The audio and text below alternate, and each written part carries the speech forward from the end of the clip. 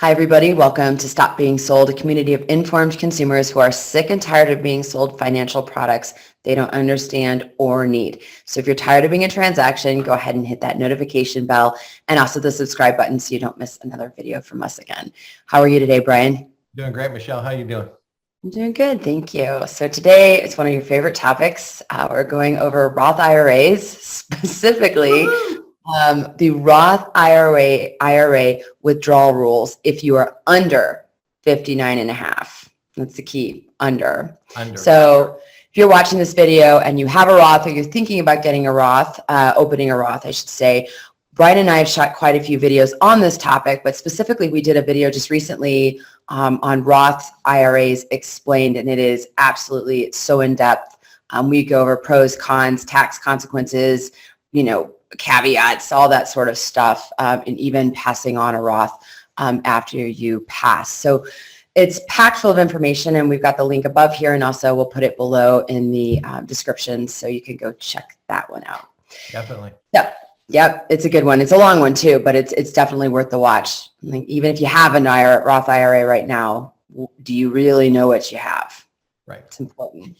So Roth IRAs, your money grows tax-free, fantastic. And the best part about it, you can withdraw that money tax-free. However, there is one caveat. You have to be over 59 and a half. So Brian, I'm going to turn it over to you and let's talk about the Roth IRA withdrawal rules for those who are under age 59. Yeah, Michelle, this goes back to the main rule. One main rule of Roth IRAs is the fact that IRS wants you to hold these funds until you're 59 and a half because it is earmarked as a retirement account.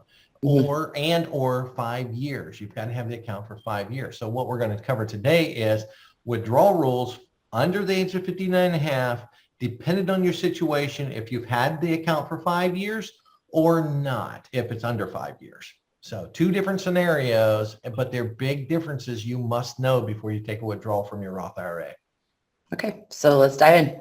Okay, so remember, with a Roth IRA, folks, your contributions are always tax-free and penalty-free at any time. It doesn't matter 5 years greater, 5 years less, it doesn't matter. You've already paid taxes on your contributions, so them are tax-free and penalty-free. But in this situation, we're talking about under the age of 59 and a half, and if you've had the account for less than 5 years. Let's start there. So if you take a distribution from a Roth IRA, your earnings are going to come out first, right? And if you take them out before the age of 59 and a half and before the account is 5 years old, the earnings will be subject to taxes and to penalties. The 10% penalty from IRS for taking the funds out before 59 and a half, okay? You may be able to avoid the penalties, but not the taxes. IRS definitely wants their tax money at any time you take out them earnings before 59 and a half. So in the following situations, if you take a withdrawal. Real quick, the following situations are you may be able to avoid the penalty, but not taxes. Not the taxes. Okay. All right. In the following situations. So if you take out a withdrawal for first-time home purchase up to the $10,000 lifetime maximum, that is a big one. And we see that quite often. So because a lot of people go into a Roth IRA to save for their first-time home purchase. So if you take a withdrawal up to the 10,000 lifetime maximum, you may be able to avoid the actual penalties.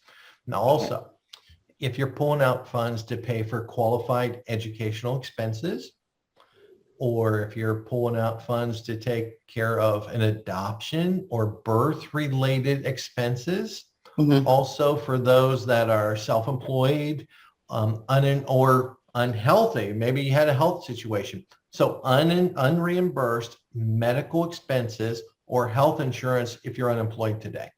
So so those are the situations where you may have to pay, you will have to pay taxes, but you may not have to pay penalties. And once again, this is, you got, it's only on your earnings, not contributions, because contributions are yours because you've put in, already paid taxes on that money. Right. Okay. Got it. Now the next one, the next scenario is, let's say you've had the account for more than 5 years, but you're still under 59.5. So there's the two main rules, 59.5 and more than 5 years.